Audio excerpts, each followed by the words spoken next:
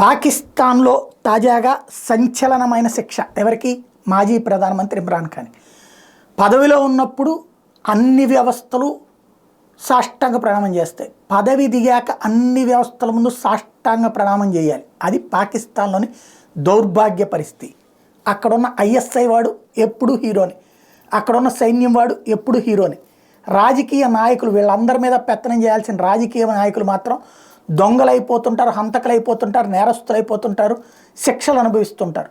మొన్న మధ్య దాకా నవాజ్ షరీఫ్ని శిక్షిస్తే ఆయన వెళ్ళి విదేశాలకు వెళ్ళిన తర్వాత అయితే ముషారఫ్ ఏకంగా పోతే ఇప్పుడు నవాజ్ షరీఫ్ వెనక్కి వచ్చాడు, రెండో పక్కన ఇమ్రాన్ ఖాన్ అక్కడికి ముందుకు వెళ్ళాడు. ఆ ఇమ్రాన్ ఖాన్ని జైల్లో పడేశారు.